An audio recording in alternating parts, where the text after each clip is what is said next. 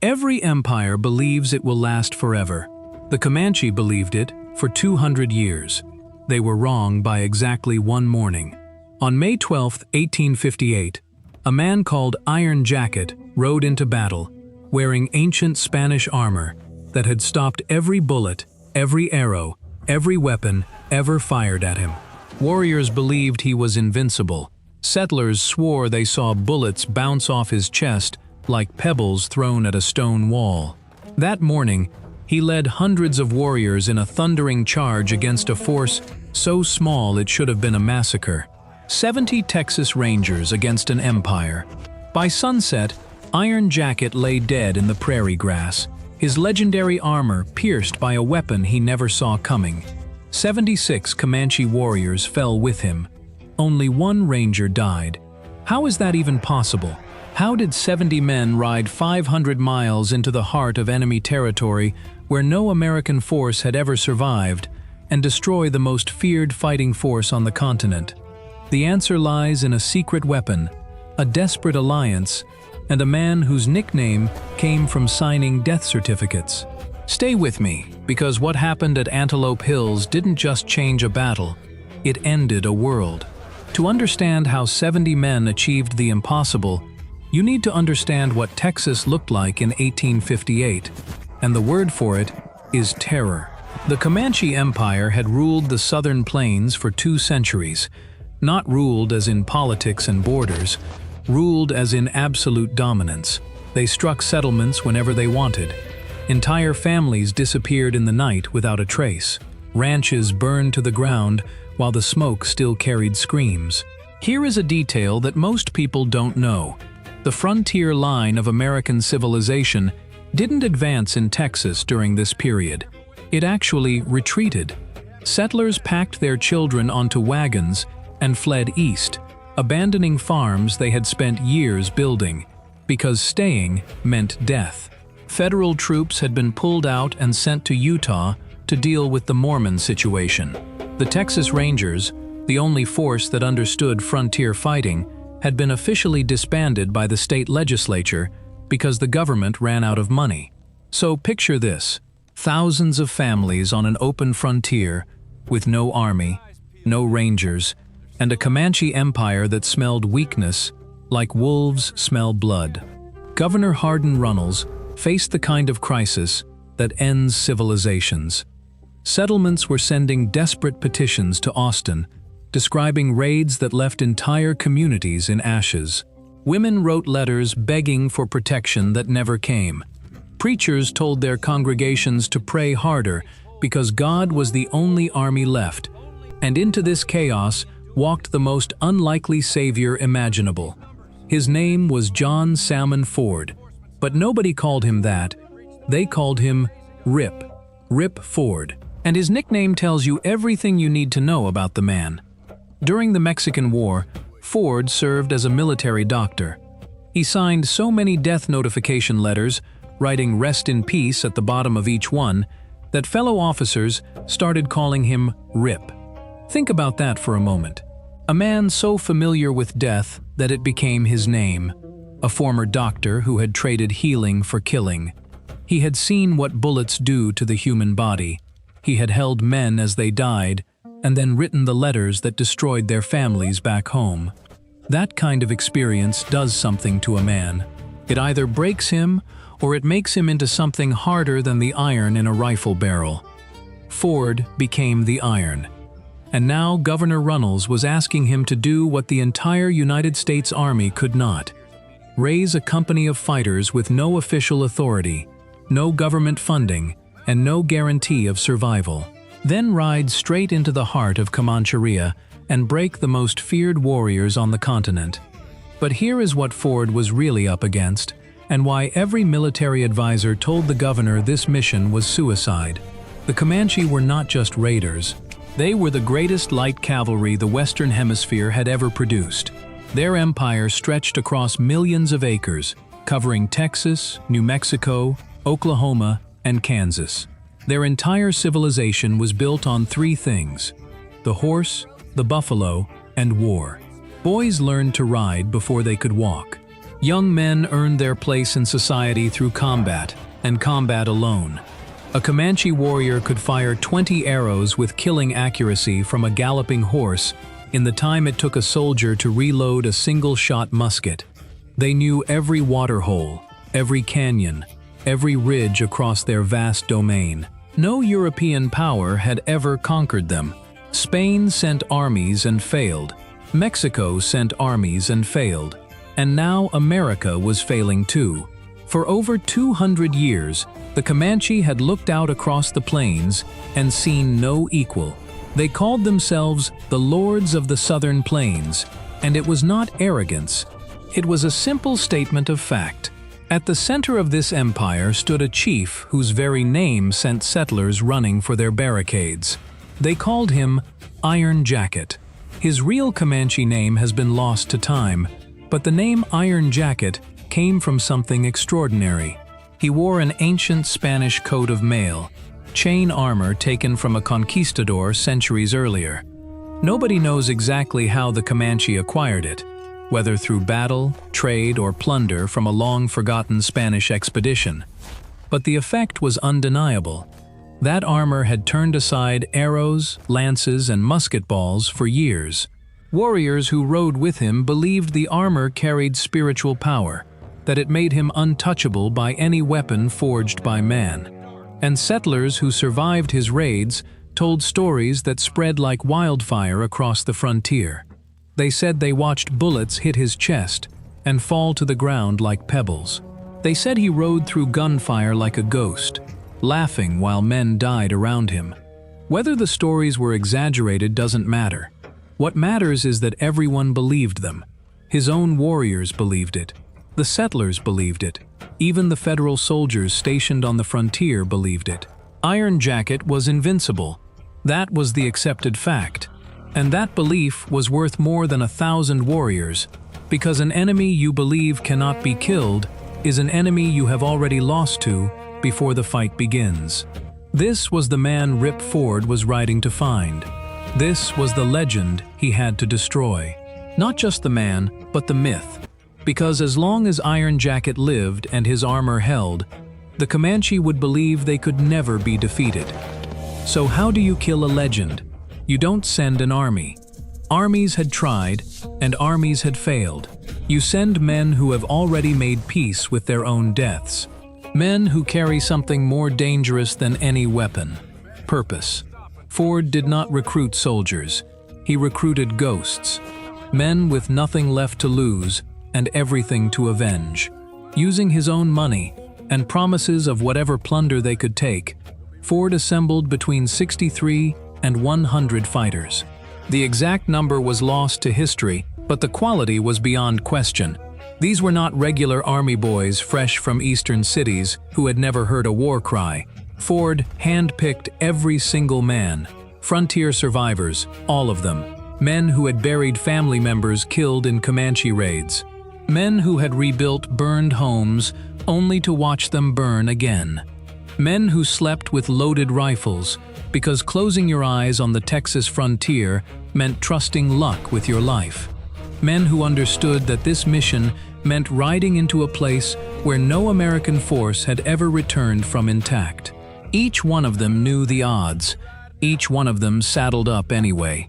But Ford had a card that nobody expected. He formed an alliance with Chief Placido and over 100 Tonkawa warriors. And this is where the story gets fascinating on a human level. The Tonkawa and the Comanche had been blood enemies for generations. Where the Comanche ruled the open plains as undisputed masters, the Tonkawa had been pushed to the margins, driven from their hunting grounds, their families killed, their people scattered. Centuries of hatred burned in their blood. Grandmothers told children stories of what the Comanche had taken from them. Young warriors grew up with a single dream: revenge. And now Ford was offering them something they had waited for longer than anyone alive could remember: a chance to ride into the heart of Comancheria with enough firepower to make that dream real. But the Tonkawa brought more than rage. They brought something worth more than 100 cannons. They knew Comancheria. They knew the water holes, the camping spots, the seasonal migration patterns. They could read tracks invisible to any white scout. They could smell smoke from distances that seemed impossible. They knew how the Comanche thought, how they moved, how they camped, because they had been fighting them and losing to them for longer than America had existed as a nation. And then there was the real secret. Not the Tonkawa alliance, though that was crucial. The true game changer was what the Rangers carried in their holsters and saddle scabbards. Each Ranger carried at least one Colt revolver.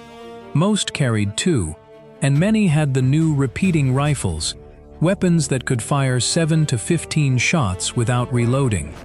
Think about what that means in practical terms. A Comanche warrior's entire battle strategy was built on one assumption. The enemy fires once, then needs 30 seconds to reload. In that 30-second window, you close the distance and overwhelm him with speed and numbers. That assumption had been true for 200 years.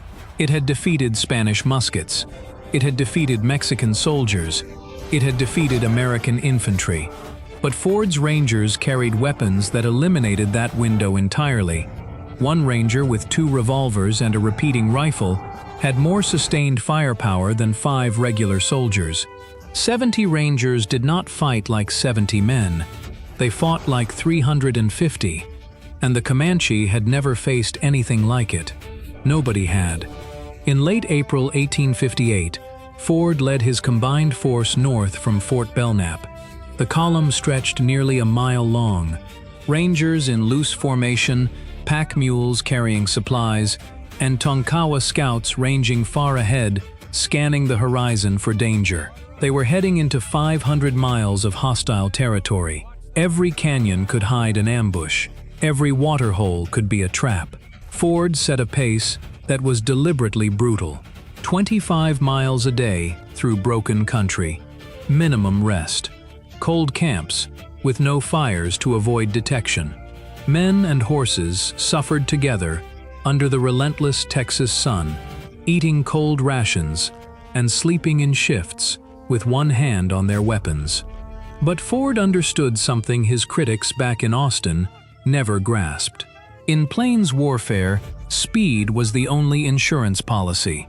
The Comanche could scatter like smoke in the wind. Give them 1 day of warning, and you would find nothing but empty prairie and cold fire pits. Days turned into weeks.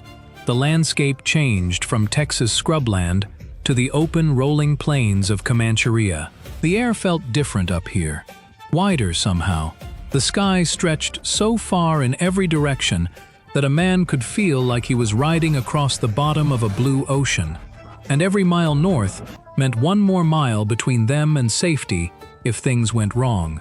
Then, on May 10th, everything changed because of a single arrow. Tonkawa scouts found a buffalo carcass with a fresh Comanche arrow buried in its side. The shaft markings identified it as belonging to Iron Jacket's band. 1 arrow in a dead buffalo. That was all it took to change the course of American history. More signs appeared quickly after that. Horse tracks leading north.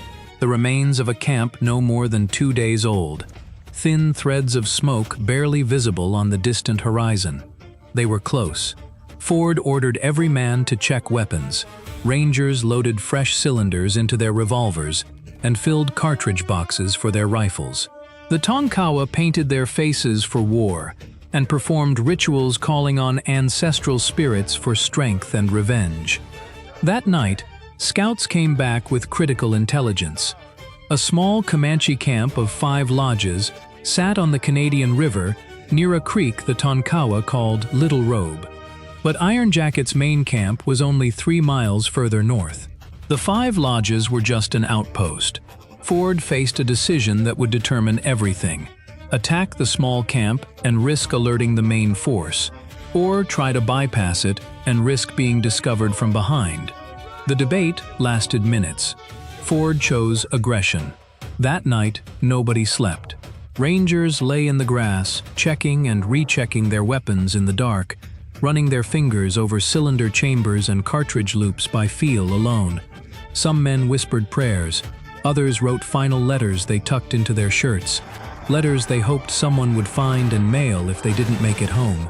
The Tonkawa sat in small circles, speaking softly in their own language, words that carried the weight of centuries. Chief Placido moved among his warriors, touching each man on the shoulder.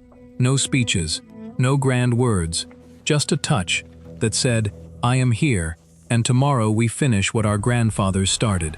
The stars turned slowly overhead. Somewhere to the north, Iron Jacket slept in his lodge, his Spanish armor hanging beside him, still believing in the old truth that had protected him all his life. He had no way of knowing that by this time tomorrow, that truth would be a corpse lying in the dirt beside him. Dawn came slowly on May 12th, painting the eastern sky the color of blood.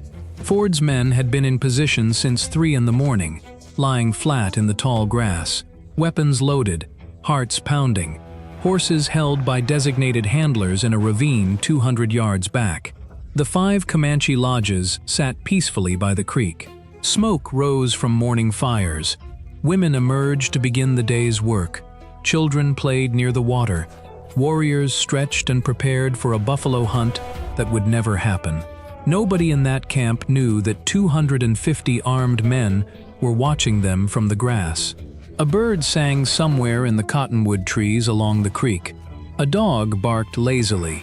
The smell of cooking meat drifted on the morning air. It was the last peaceful moment these families would ever know. At exactly 7 in the morning, Ford gave the signal. Rangers and Tonkawa warriors burst from concealment in a perfectly coordinated assault. The surprise was absolute. Rifle fire shattered the morning. Comanche warriors scrambled for weapons they would never reach. Women grabbed children and ran for the brush along the creek. The Rangers' repeating rifles turned the camp into a killing ground in seconds. Against warriors accustomed to enemies who fired once and then needed 30 seconds to reload, the sustained fire was devastating. The small camp fell in less than 10 minutes. 7 Comanche dead, several women and children captured, 0 Ranger casualties. But here is the detail that separates Ford from every other frontier commander. 2 Comanche warriors managed to reach their horses during the chaos. They broke free and rode north at full gallop toward Iron Jacket's main camp. Ford's men raised their rifles to shoot them down. Ford stopped them. Let them run. Let them carry warning to Iron Jacket.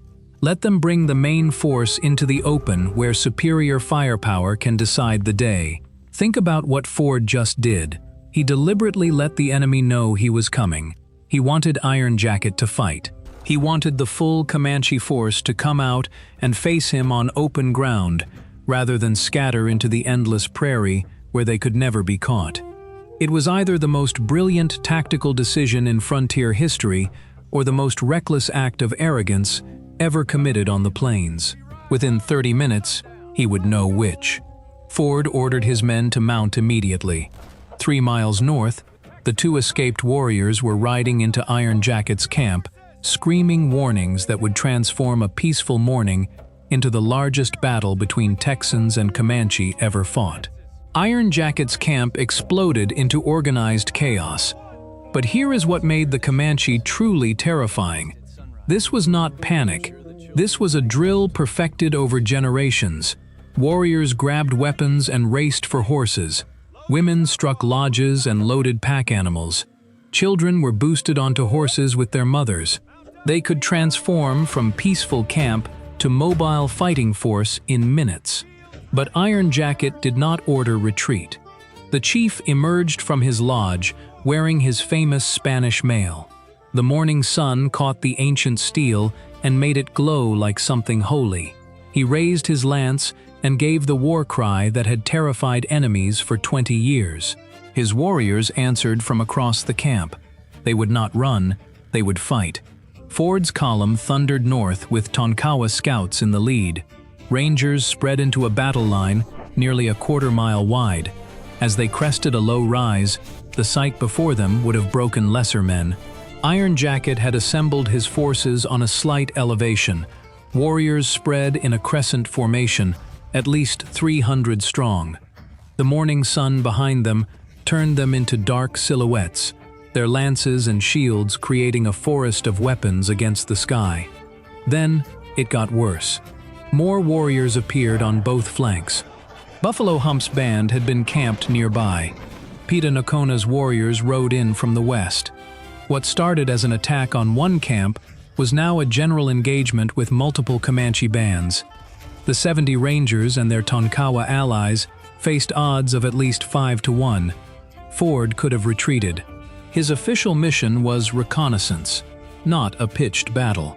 He had already drawn blood and sent a message. But something in that morning air, something in the way his men gripped their weapons, something in Chief Placido's eager war cries, told him this was the moment history had been building toward. No retreat. They would attack uphill into superior numbers and trust in firepower to carry the day. The final approach unfolded in near silence. Rangers checked revolvers one last time. Tonkawa warriors began their death songs, low chanting that raised the hair on the back of every neck. The distance closed. 400 yards, 300, 200. Individual Comanche warriors became visible, and there was Iron Jacket in the center, his armor brilliant in the light, his lance raised, his personal guard of elite warriors surrounding him. At 7:30, Iron Jacket shattered the silence with a war cry and spurred his horse forward. Hundreds of warriors flowed behind him like a mounted avalanche. The thunder of hooves shook the earth. Dust clouds rose and partially obscured the charging mass. Ford raised his hand. Hold! Hold! 100 yards, 75, 50. At 40 yards, Ford dropped his hand. The first volley sounded like the world cracking open. Repeating rifles and revolvers created a wall of lead that slammed into the Comanche charge. Warriors tumbled from horses. Animals screamed and fell. But still they came. And then came the sound that had never been heard on these plains before. Continuous fire. Where Comanche warriors expected the pause for reloading, the sacred window that had always been their moment to close the gap and overwhelm, there was no pause. Rangers with repeating rifles fired 15 shots without stopping. Those with revolvers carried multiple loaded cylinders and swapped them in seconds.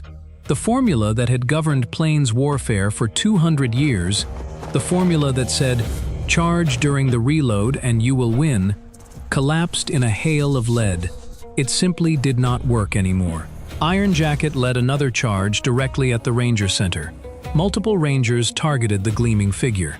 In the smoke and noise, several rifles cracked at once. The ancient Spanish steel, forged centuries ago for a different kind of war, could not stop modern ammunition. Iron Jacket swayed in his saddle. Blood seeped through the chainmail at his chest. The Invincible chief, the man bullets could not kill, the legend that had held an empire together through faith and fear, toppled from his horse and hit the prairie dirt. He did not just fall from his horse, an entire civilization fell with him. The shockwave was visible. You could see it move through the Comanche ranks like a physical force. Warriors who had charged with absolute confidence a moment ago suddenly pulled their horses up short. They stared at the impossible sight of their immortal chief, lying motionless in the grass. Everything they believed about their own invincibility died in that moment. And in war, when belief dies, everything dies with it. But the battle was far from over. What followed was 18 square miles of running combat that lasted 6 brutal hours. And this is where the human cost becomes impossible to ignore. Lieutenant Nelson spotted Comanche warriors attempting to flank the Ranger position and led 20 men in a countercharge that would become legend in its own right. They raced at full gallop, firing revolvers with both hands, and smashed into the Comanche flank like a hammer striking an anvil. The impact shattered the flanking movement and sent warriors scattering in 3 directions. In another part of the battlefield, young Rangers Robert Kersey and George Nichols found themselves chasing a group of fleeing warriors. They were barely out of their teens, full of the adrenaline and invincibility that young men feel in the heat of their first real battle. They rode too far, too fast, too deep into the dust and confusion. When the smoke cleared, Kersey stumbled back alone. His face told the story before his mouth could form the words. Nichols was gone. Search parties went out immediately. Rangers rode in expanding circles calling his name until Ford ordered them back. The prairie had swallowed George Nichols whole. His body would be found days later, pierced by multiple arrows. He had died alone on the open ground, far from anyone who could help him. He was the only ranger to fall that day. One life among 70. But to the men who knew him, who had ridden beside him for 500 miles, who had shared cold rations and whispered fears in the dark, that one life weighed as heavy as all 76 Comanche dead combined. The Tonkawa fought their own war within the larger battle. Chief Placido led his warriors into close combat, where firearms gave way to something older and more personal. Lance against lance, knife against knife. This was not military strategy for the Tonkawa.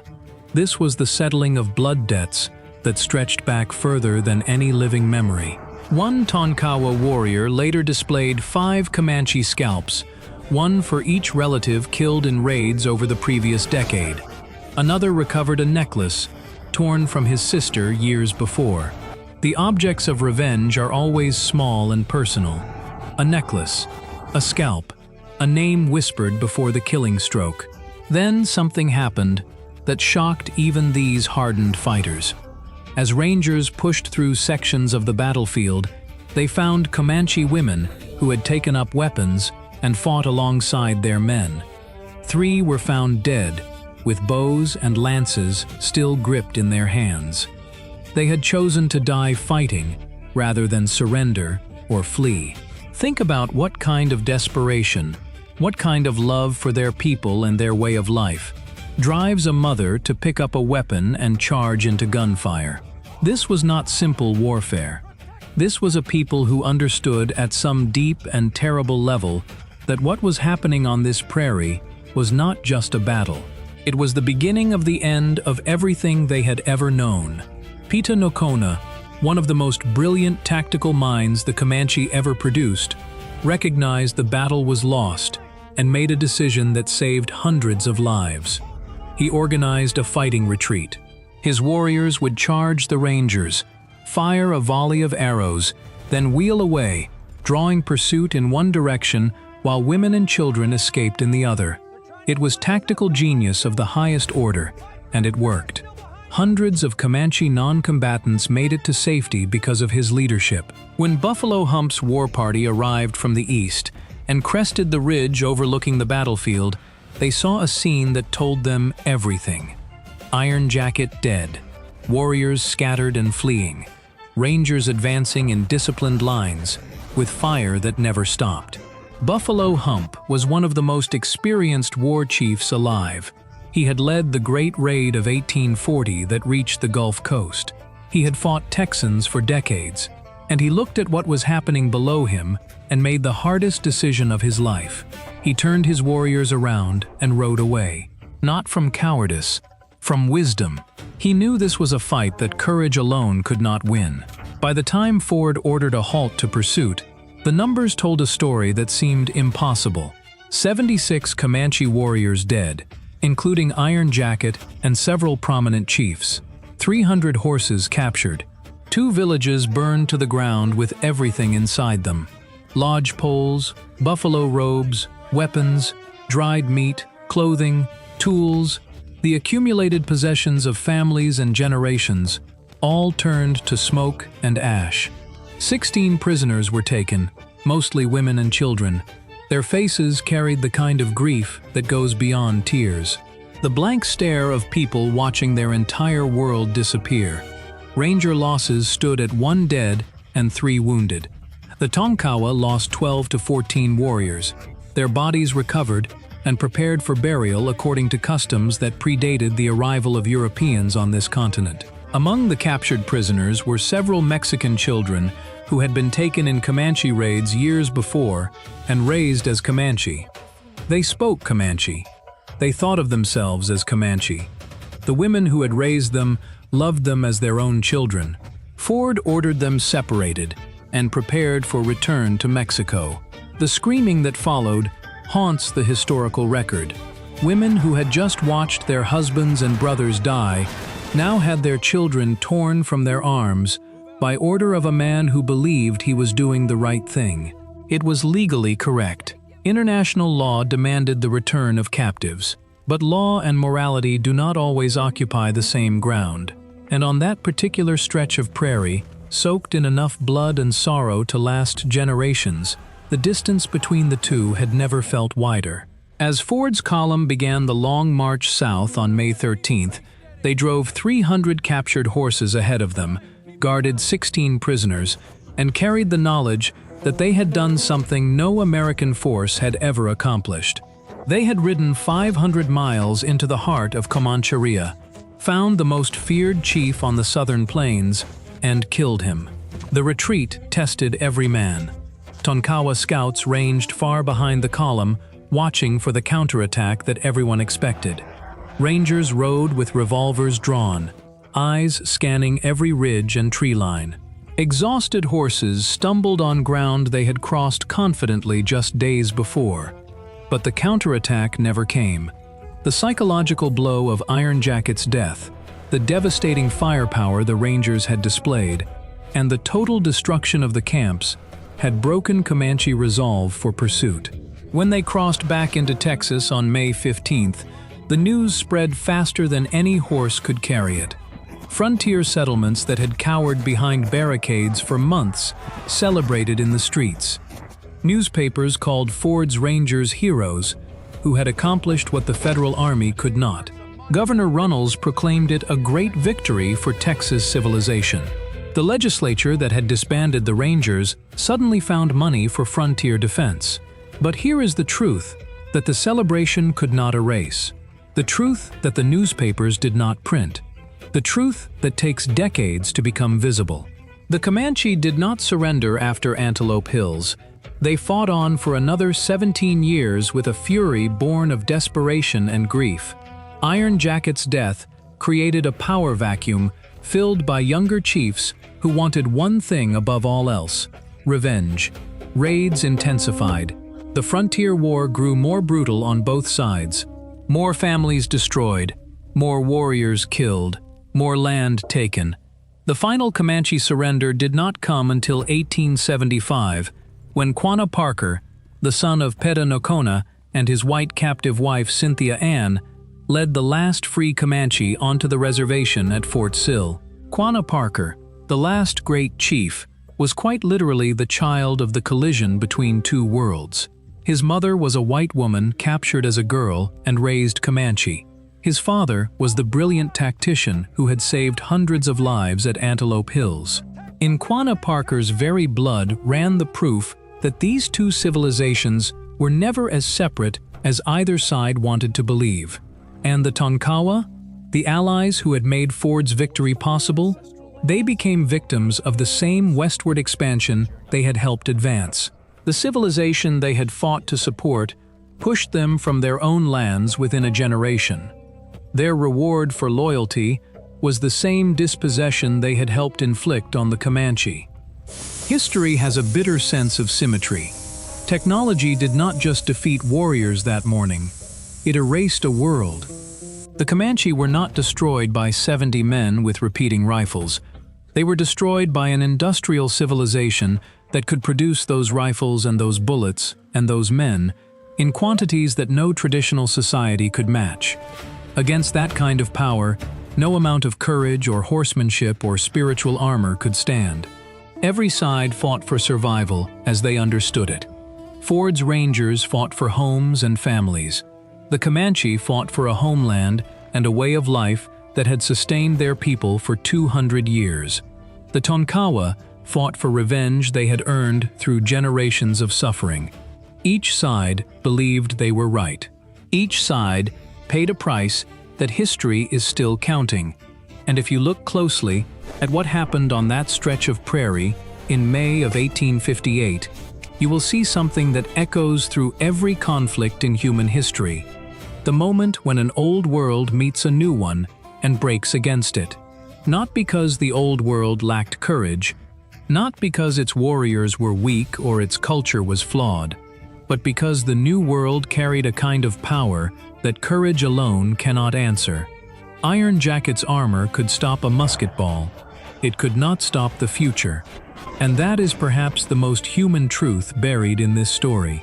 No armor ever can. Not his, not theirs, not ours.